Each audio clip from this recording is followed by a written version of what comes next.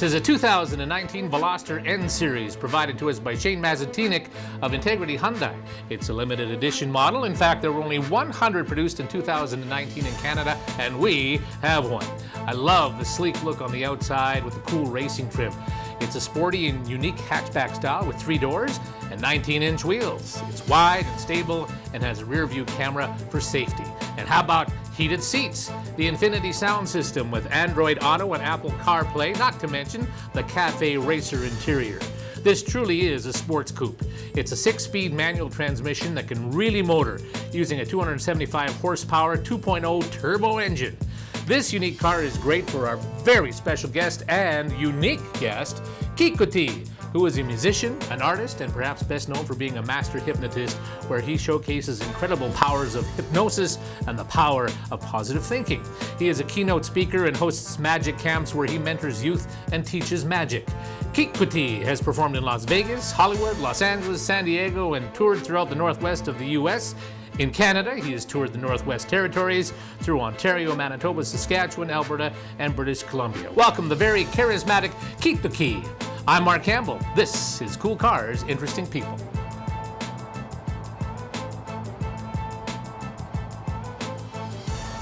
Excuse me, sir, would you like a ride? Oh, hey, Mark, how's it going? I'd love a ride in this beautiful car, man. It's the cool factor, right? Do you know, I gotta open it, sorry. Did you open the trunk of the car? I was gonna put you in the trunk, is that all right? Right. You ready? This has got a lot of go to it.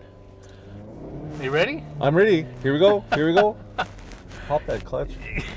It's been a while since I've driven a Standard, so right. I'm a little frightened. Well, I actually learned how to drive vehicle on a Standard.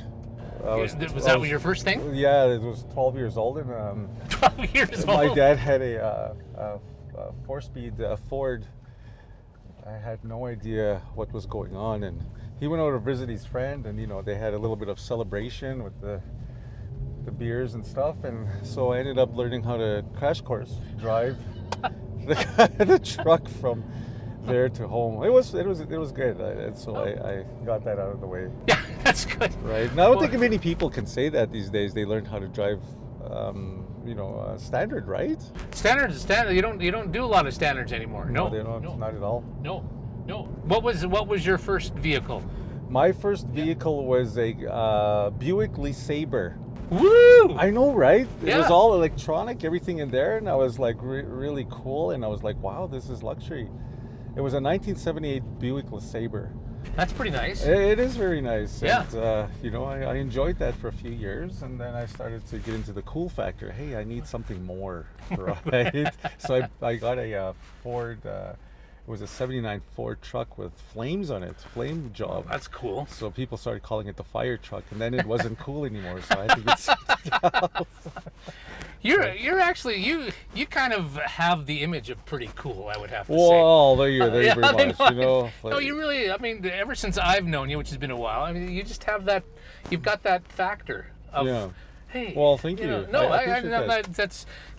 There's people that you just say, you're a good guy to talk to, listen to, and there's people who say, nice to see you, I gotta go. Right. I get what you mean. Yeah. Yeah. Yeah. Well, I've been eccentric, but however, I was an eccentric person on my First Nations reserve community, and there eccentric doesn't fly. It gets beaten up in the right. Does it really? Yeah. Yeah, and so, but I always have been, and just because of I don't know if it's because of the artsy thing, if it's being a unique person, however, but yeah, it always seemed to fit in with the artsy stuff that I've been working with. Yeah, let's explore that. For sure. Okay, so growing up, where you grew up on the reserve? I grew up on Piikani First Nations. Okay. Yes. Yep. Mm-hmm. What was that life like for you? Well, it was very sheltered. It's very separate from the rest of the world, and I didn't start leaving the reserve till I was about 15 or 16 years old. I mean, you come to Lethbridge was a huge thing, right? And it was such a journey to come to Lethbridge, and but didn't really venture out to Calgary too much. But when I started, you know, I understood how sheltered a person can become. How would you define being sheltered? I mean, like you just didn't really get a grasp of what was going on outside of the reserve? Did not, absolutely. And it's like we had to listen to a certain type of music. So these days it's difficult for me to listen through a whole CCR song or a classic country song, right? Because that's all we were told we needed to listen to. CCR? CCR. I call it the oppression music. and so anyway, we didn't have a whole lot of there's not a whole lot of options on reserve as it is, right? You know, but I mean, yeah, it's a different place. It surely is. Yeah. Would you describe yourself as being a happy kid? I was somewhat happy. I was a bit of a how would you call it? An introvert is what happened, you know, and just because, you know, I wasn't connected to a whole lot of things. I went off reserve to go to school in elementary, a couple of grades, and it was kind of scary for me because there the people thought different other than myself. Yeah. Yeah. To what degree did you kind of come to the reality, or did you have that feeling that you were different than the people you went to school with? Well, a couple of things. First of all, it was music. You know, I started to discover Black Sabbath, right? However, you know what? I say this when I'm talking to people. There's a couple of things that influenced my life in music, and one of them was 1090 Check. You know, I was long time ago sitting there, and these guys said, "Hey, play 1090 Check." What is that, right? And then they turned the radio on. My relatives turned the radio on, my cousins, and then all of a sudden, I heard dun dun dun, right? Deep Purple. And I'm like, what is that sound, right? It doesn't sound country. It doesn't sound CCR. And ever since then, I needed to learn how to do that, and I did. Wow. And I, you know, so that, and as well as you know, the singing part. I'm not a great singer at all, but you know, some people say that I am. But however, it just grabbed my creative juices, and I started to flow from there. But my mindset was so closed off because I wasn't worldly thinking at the time. Right. So since then, you know, a lot of the stuff that has influenced my musical career has come from 1090 Check, you know. Well, like look at, like I say, the thing is Michelle Pegliero. Right? And don't know what the hell I got. You don't know what the hell I got. You know, some sing, some dance. Yeah. Right? I still listen to those great tunes. And then there's stuff like Terry Jacks. Yeah. And there's another one, there's a song called Lucy, Lucy, Lucy. Lucy, right? So now my daughter, who's 20 years old, goes to university, she listens to all that music. She'd rather listen to that than... Really? Right. Wow. So, you know, it's like I said, it's a great influence. And I say people, well, there's my father taught me 2 chords. And Mark Campbell, who showed me to the outside world with the music, right? Oh my gosh, that's kind of weird. Yeah, and then all of a sudden you hear you see a TV, you see these, and it kind of looked like they were Stones, right? It was like LA 107. Right, yeah. Coming, right? Now, what is that? Coming soon, right? And then all of a sudden this crystal clear LAFM came on. It was hard to transition from 1090 Check to that because, right? Yeah, so the career influence, I think I've always been an entertainer. Yeah. You know, I think my parents called me that, and my parents called me Kiit because it means prairie chicken, and it's related to the dancing. Right. Because when I was a young kid, my mom said I used to dance everywhere. You know, she'd say, go outside and play. She said, I dance from the living room, kitchen, or the house, outside, like a chicken dancer, you know, as they dance about in the powwows. Yeah. Yeah.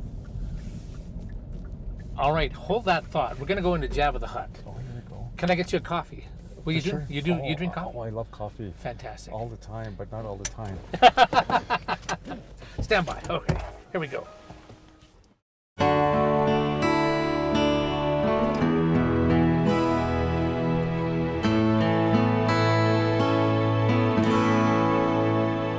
All right, welcome to Jabba the Hutt. Brian. Hi. Okay. Keep the key. well, thanks for having me. Yeah, Thanks, no, Brian. good. This is wonderful coffee. Yeah, good. It's There we not go. it's not bitter like those other places. This is good. Yeah. And Brian is so sweet all the time. Is he? Yeah, all the Okay. Well, I've never tasted him, so I don't. We're talking about you growing up and dancing like a prairie chicken Right. all the way through, and getting into the school in Lethbridge. And Right. when did you finally kind of get out of your shell that you were in? You know, I'm still getting out of my shell. Really? Well, for real, and it just grows. It evolves to something different, right? Yeah. And basically, what I learned was maybe it's not.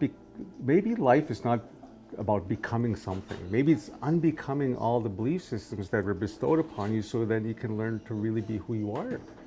And I just learned that recently, right? Interesting. And that's because of all the stuff that's imposed and on us people growing up as a young person on the reserve.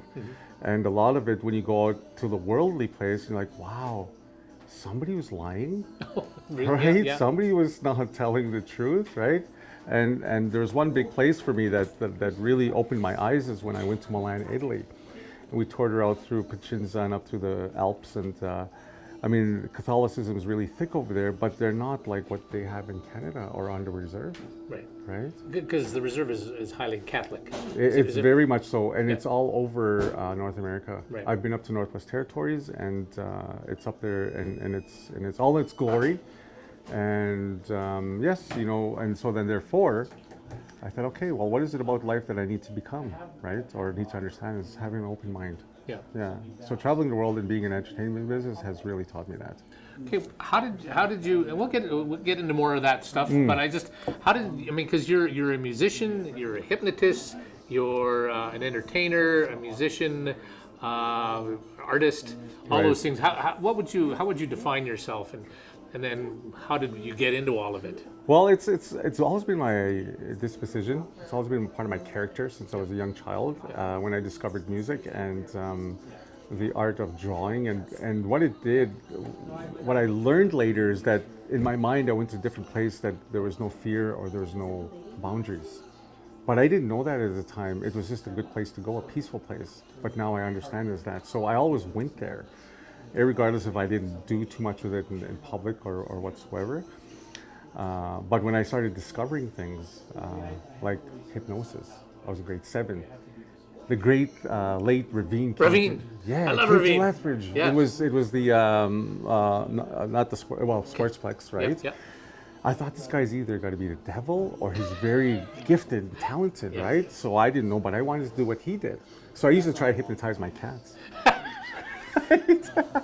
I'd be staring them in the eye. And then Doug Henning, right? Yes. Doug Henning was also Canadian. Yes. Nobody out there knows who's Doug Henning. They say, well, Chris Angel, David Blaine, David Copperfield. But Doug Henning was the first magician to televise levitating. Yeah. Copperfield Copied it. copied it. Yeah, yeah. And then Chris Angel perfected it, right? And Yeah. he made people believe that, in the modern day, made people believe that he can actually do it. But Doug Henning was the first guy to Yeah. do that, who was Canadian from Winnipeg. Yeah. You know, Ravine lived in Red Deer in Edmonton, and that's where my hypnosis training comes from. So they taught me the 1 second induction. Really? Where I can hypnotize people in 1 second, toot my horn, but anyway. Yeah. So, the greats, who are still alive are Attila and Marilyn Olson, who lives in Strathmore. Oh, really? Yeah, they're amazing people and very, very spiritual. Very, very, Ravine was a very spiritual man. I did not know that. Right? And so His son is carrying on, isn't he? his son is carrying on. Peter. Peter. Ravine had disclosed that his kids weren't interested, but his son started to take that on now. Really? Yeah. I used to love Ravine. He I know. came here a lot, and he just had that thing, and everybody had to be really quiet when you got hypnotized. You don't have to do quiet anymore, do you, for hypnotism? yeah. But that was kind of his shtick. Be quiet, don't want to hear anything. Very mysterious, Yeah, right? yeah, Come yeah. to the show and you will believe, Yeah, right? yeah. And then, so now I do the 1 second induction in most of my shows. Like before the show starts, even with people who have never been hypnotized, sleep. Because the thing is I don't have to work to build them up to a belief system that I can do this, right? Right, 'cause- In the beginning, 2 to 3 years, I had to struggle and fight to, even my First Nations communities throughout Saskatchewan, Alberta, yeah, I can actually do this. Oh yeah, no, you can't do that, right? And then all of a sudden, I'm hypnotizing people. So now it's a given. Oh, the hypnotist is here, and then you get volunteers, and they're like, you can see it in their eyes automatically. Yeah. Boom, and they're gone Yeah. in 1 second. So tell us about a typical show by you. Well, usually they're about an hour to an hour and 30 minutes. I usually get volunteers from 16 years and older. And the reason is because when you're younger, your mind is going all over, oh, I can't wait to go home on YouTube, play games, blah, blah, do this, do this, do this. Oh, I'm going to get hypnotized. I'm so excited, right? Yeah. But as your mind matures, you're able to relax your mind and concentrate. So there's no, oh, it's dangerous for younger or dangerous. The oldest I've ever hypnotized was 87, and the youngest was 8 years old at a show. Wow. Right? And so then we go through different skits, right? CPR gummy bears, you know, the world chicken dancers, right? Giving birth, you know, a man's giving birth to a baby, and the female over here is only a Chinese doctor only speaks Chinese, right? There's the farting game. And then the guys are like, okay, the person sitting next to you, that sacred fart, smudge with them. They start, you know, praying and smudging. Right? You know, the whole thing, and forgetting your name. And so I did a show for Stars Air Ambulance. And the host comes over, he says, I know you don't do edgy shows, I know you don't do bar gigs and so on. He says, but can you please take it to the edge? Yeah, I can take it to the edge. He said it was an open bar place, so there's no minors. He said, there's no minors here. He said, can you throw it over the edge? Sure. Right? Oh my God, did we ever have some good times there? What did you do? Well, so there I was, right? All the ladies were, and these are all non-native people, right? And I do, it's not just on First Nations Reserve, I do, you know, friends of. No, anyway, right? So there it was, all the ladies. I said, okay, you see butterflies and puppies and birds all over there, really pretty and cute, right? Just for ladies. Yeah. You men, and I'm tapping on the shoulder, you're back in grade 7. You just finished your physical education class. So you all have on your sweatpants, you're an afternoon here, and you have a substitute teacher. And she's this Latino woman with a tight dress, you know, from head to toe, and she's writing on the chalkboard, ever so moving around, right? Going slowly. And I said, let your imagination take its place. So some of the guys were actually standing up and fixing their pants. This guy grabbed like his makeshift sweats and he was like this. And as it went on, and I didn't say a word to these guys about anything, right? I said, oh man, it's getting a little bit warm in here and it's getting more exciting. This one guy literally went down and he was like wrapping himself around his leg and hiking. So stuff like that, right? It was fun. So I didn't do anything that was too derogatory, but it was a bit fun, right? It went on the edge. It went on the edge, and I that was the last edgy show I did. But however, I will do some adult shows, and I will take it to the edge, but I won't, you know, for do anything dark, just to get a quick laugh. Yeah. But it's a fun show. It is a very fun show. I like to look at them as family oriented and very safe. However, at the end, I tell people, whoever decides to get hypnotized, if you ever had a bout of anxiety, panic disorder, depression, or just not feeling good about yourself, we'll remove those at the end of the show, but you must get hypnotized.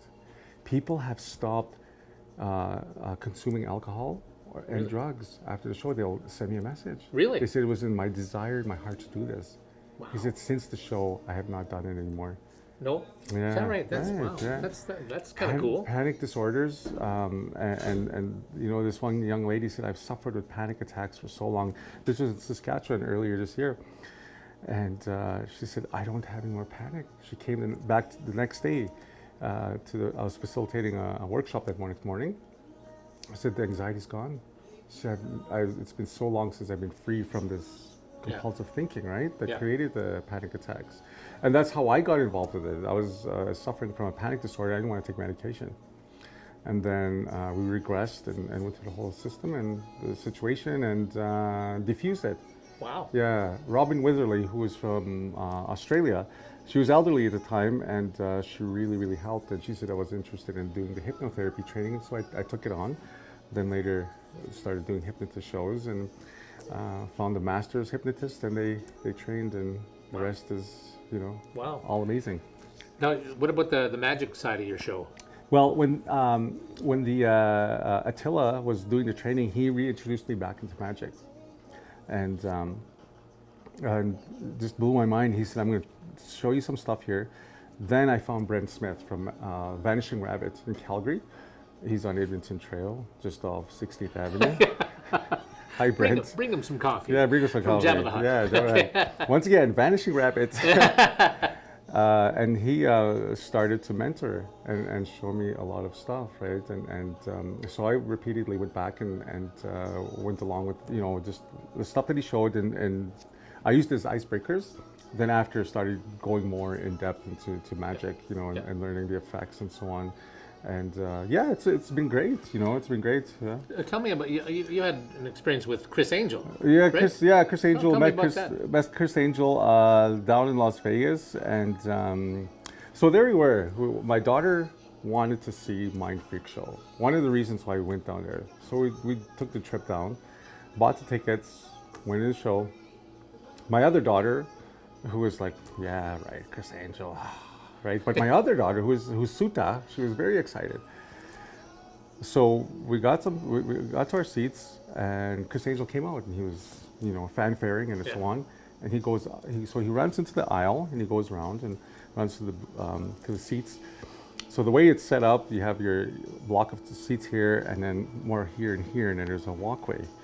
So as he was coming towards myself and where my daughters were sitting, my daughter, I love you, Mind Freak, and he stopped. And he turned around and he saw my daughter with the Mind Freak t-shirt on. He stopped his show for 10 minutes to visit with her. Wow. And he asked her, "Are you married? Do you have a boyfriend?" And she said, "You." Right? She was 8 at the time. She was 8 at the time? Yeah, right? And so he visited with her, and then he told me, "Come." He said, "I'm going to be here at the gift shop tomorrow." He said, "Stop by." I said, "Okay." So we went and stopped by, and we walked in line, and there's my angel, and he pulls us in front, and then we have another visit. And he said, "I want these people on my Mind Freak Show." So they did a Vegas, they do a Vegas promo thing down there, and so then we went backstage, and they started recording us doing a bunch of things and asking questions, kind of like this setup here, right? Yeah. So it was really interesting, and one question they asked me, they asked me, in your words, what do you think of Chris Angel? I said, well, he takes magic to a place where nobody else will take it. And no magician in this world will ever go there, because he's actually exposing it and making the magicians of the world work harder to come up with something creative, because the 5 magic effects they're using are just 5. You do 20 different ways. Yeah. And then all of a sudden, when you understand 20 different ways, you know everything. You know how it's done, right? And so, and it's been repeated over 100 years. So now the magicians of the world had to be creative and work really, really hard to get to the point. So nothing too original is happening. I'll take maybe 3 or 4 magic card effects, and I'll come up with one part. Right. One thing, but it's just like music. It's like painting. It's like art. It's like anything that's music, art, whatever. We have the influences to take from, and then create our own uniqueness, right? Right. Yeah. So that was quite interesting. I got him to sign some T-shirts. I had a Facebook T-shirt giveaway signed by Chris Angel. Those were always fun. Yeah. But magic, the magic thing is kind of dying down. It's like shelf life. Like music has a shelf life of 3 months. After 3 months, it goes in the bargain bin, right? So I find that's what's happening with magic now. The hype was up, and it has crescendoed, and now it's just leveling off now. Right. Is there anybody that's blowing you away these days that you can think of? Yeah, I can't think of the guy's name, but he's Asian, and Shen Lin. Yes, card guy. Oh my God! He just won America's Got Talent. Yes, just amazing stuff. Well, some of the guys that come on America's Got Talent, the guy who had pouring the sugar out of here, blah blah, this and that, the Rubik's cube. I knew how those were done, right? Yeah. But this guy here, it's like, wow. So he's taking it to another level. He's totally taking it to another level, right? Oh, that's nice. And hopefully that the world, the magic world, will feed off that and start to bring it back again, right? Yeah. Mm-hmm. But however, another guy that has really influenced is Brent Smith from Vanishing Rabbit in Calgary. Edmonton Trail, just off 16th Avenue. We'll keep that in 403. Yeah, no, he's really amazing. Yeah. He's really amazing, and he anybody that will come in and ask questions, he'll definitely sit you down and take you through the emotions. So is this your career? Is this what you're doing? Is this your life? Magician, artist, Yeah, musician? well, my life is like 4 or 5 different jobs. Yeah. I do facilitation in regards to talking with youth who are involved with, a darker side of life of drugs and alcohol, or do a prevention type thing. But I don't preach at them. It's all interactive, and I implement magic in there, Oh, and I'll nice. actually teach them how to do some of the stuff, right? Well, they must love that. Oh yeah, they enjoy that, and I'm a visual artist. I'm a musician. Play music with a group called Kiit and the Healers. We're playing at the prime time at South Country Fair, Oh, 9 nice. o'clock Saturday. Oh, We're wow. opening up the Blues Fest in Calgary. We have a show at Muscatcheese. It's an entertainment day, and they have Battle of the Bands kind of thing. People showcase, and then they have 2 bands that are, that come and play music at the end.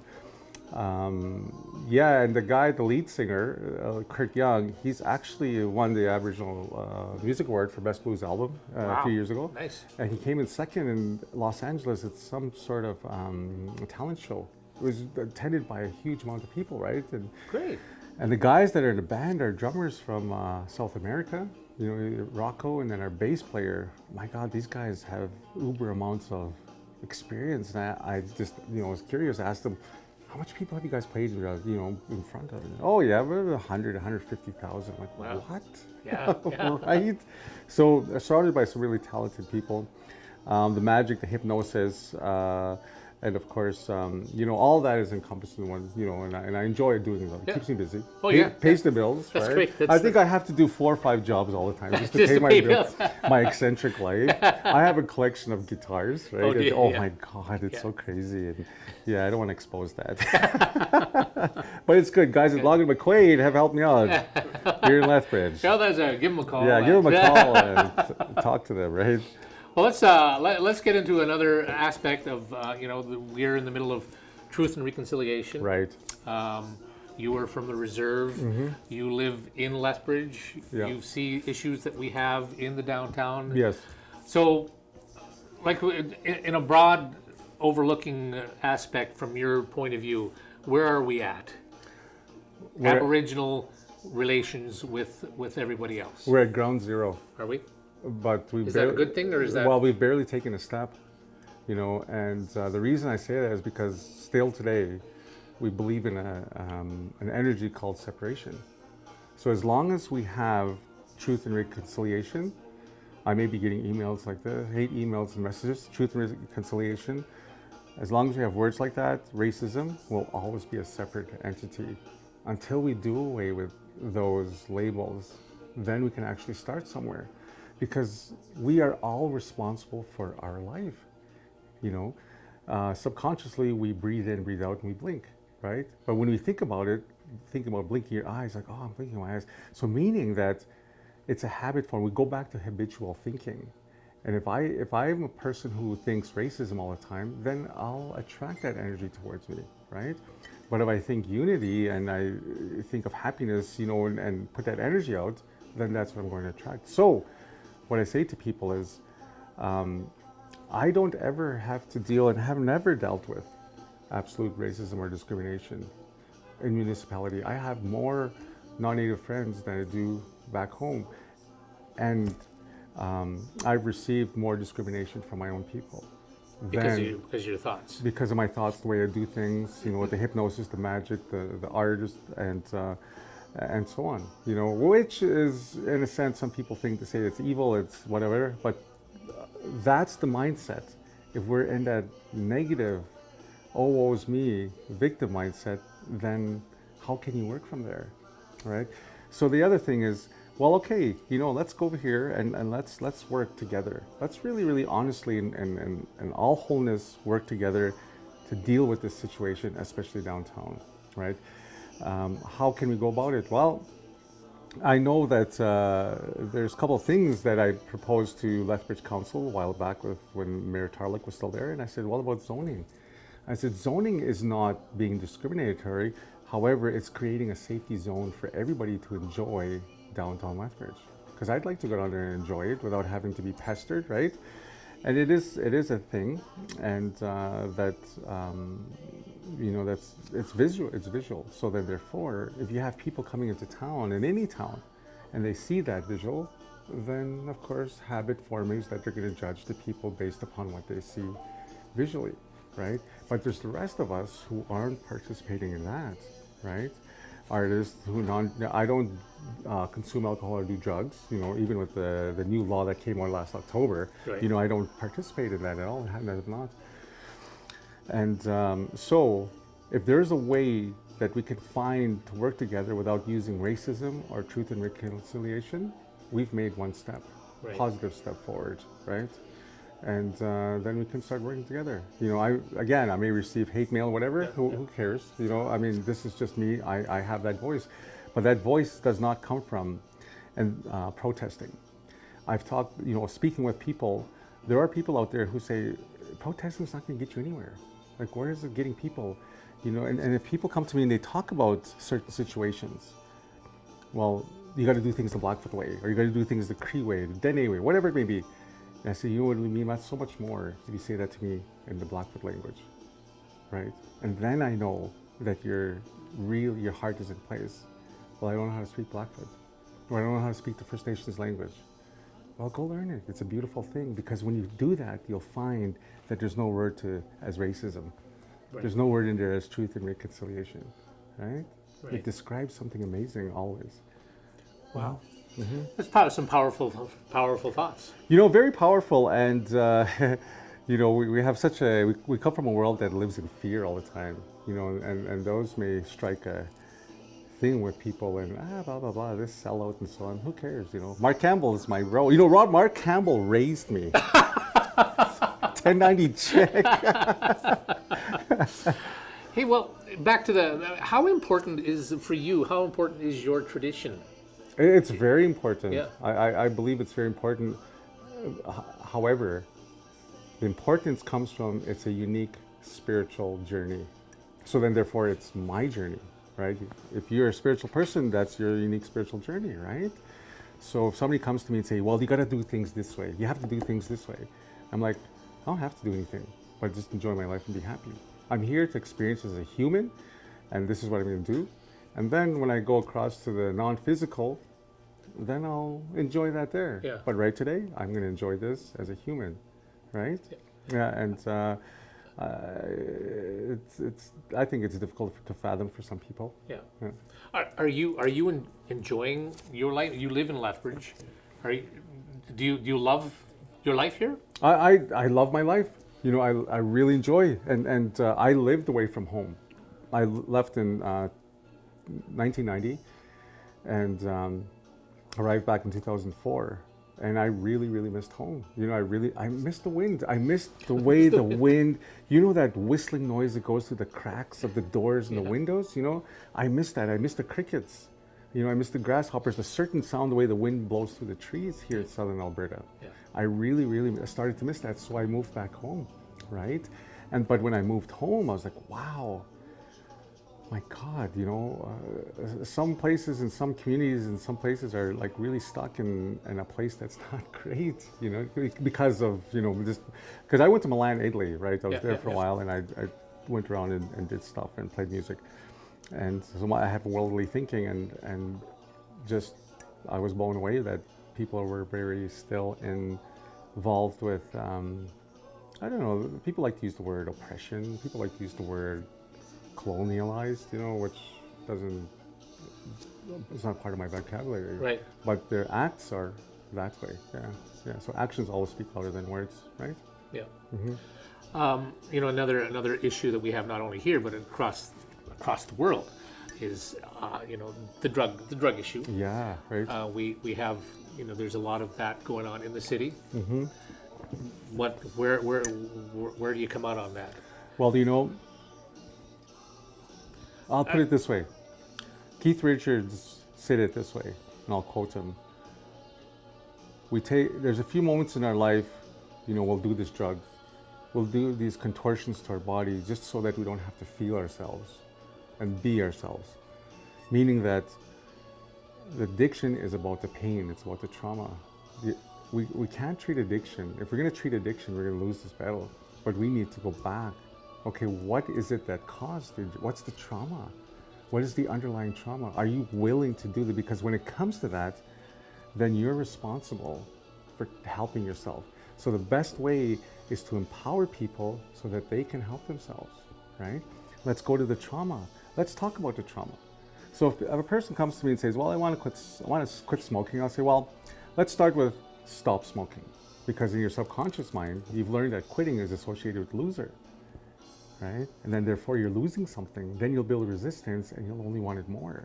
Because the elastic band, metaphorically speaking, will want to come back together, right? So that's where it comes from, right? So it's a mind game thing. Now, if you go to the trauma, okay, let's go to the trauma. Let's venture there and find out what's going on, right? And then most times they discover what the trauma is. I first learned this in 1997, and I worked at SaskPen with some inmates, and I was doing a life skills program, and we did hypnotherapy. Every one of those inmates that were taking the session, there was 8 of them, all went back to that all went back to the cause of the trauma. They went back to the trauma and they saw where the pain came from and why they became so angry and continuously became angry, right? Well, is that connected to truth and reconciliation in a way? I guess when you put those words there and that you're not happy with that, but that is, I think that's the effort, is to try to get back to find out where the pain was and to get over the pain. Yeah, definitely. Fair? I think if we look at it from a different point of view, let's not talk about the victims. And this is what I mentioned to these young people, First Nations kids in school.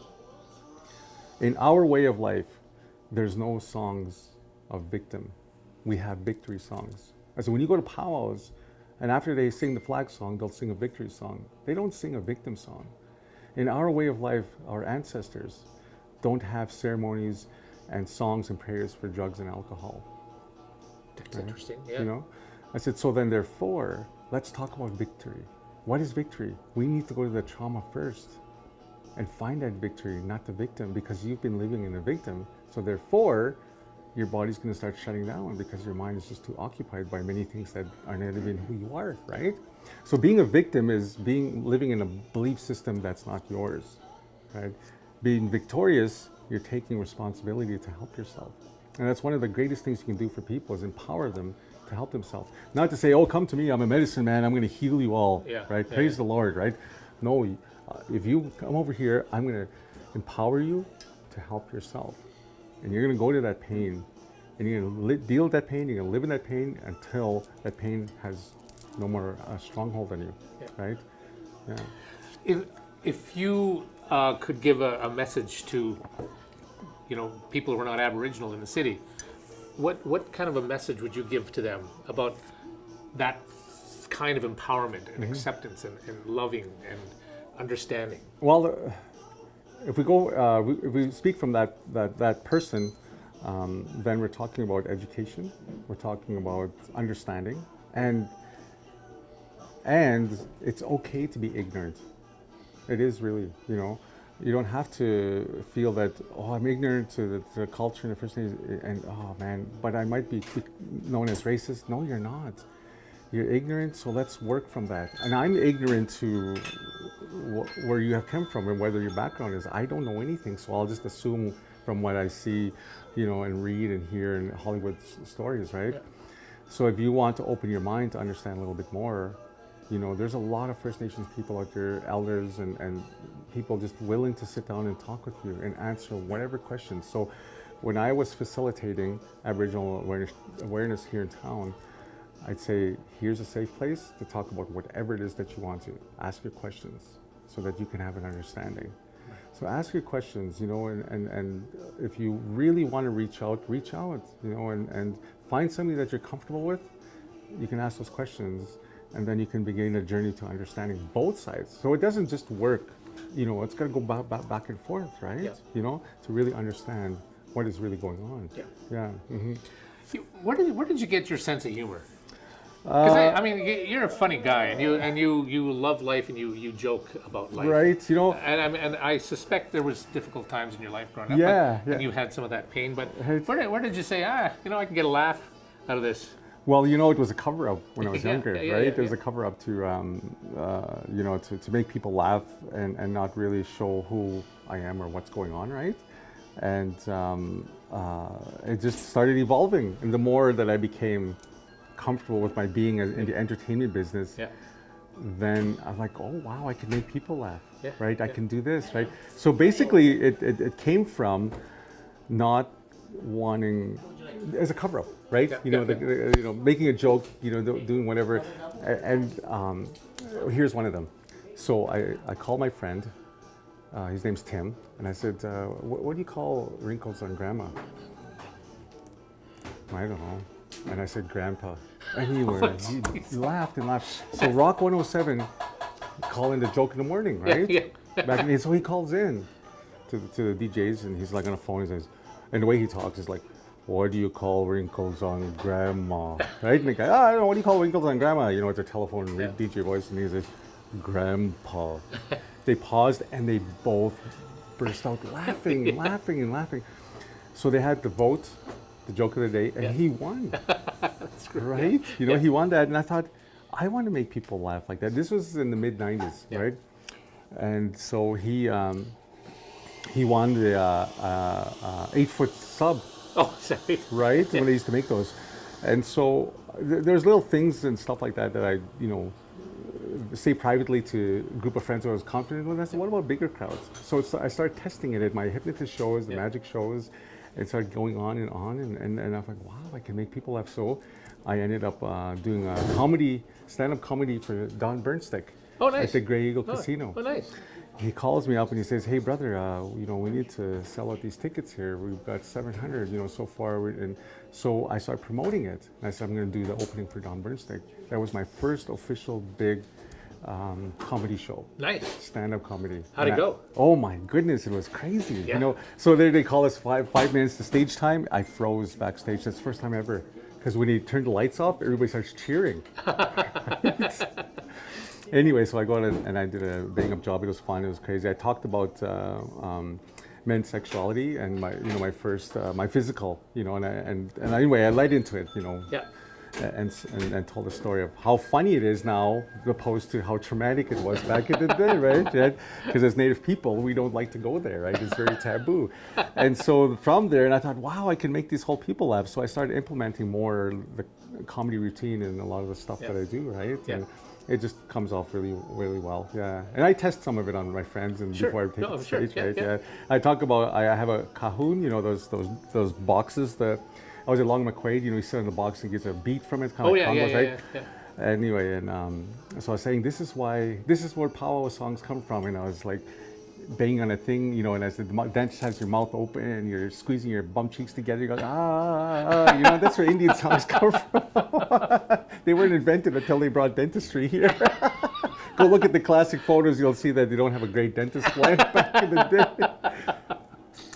Okay, well, where can we find out about where you're going to be or performing or anything like that? Do you have a website? Or well, you know what? Here's the thing. I took down my websites because I was getting zero traffic on there. Oh. Because of social media. Oh. Right. I was getting all my stuff on social media, on Facebook. Yeah. Kiit, you know, on Facebook. Yeah. Kiitokii. It's not confusing. It's not that bad. Yeah. Kiit. Yeah, Kiitokii. Yeah. So, and you get I post all my information on there. Excellent. Yeah. Mm-hmm. Final thoughts as we wrap up our Americanos today. Mm-hmm. Right. Well, you know, this is.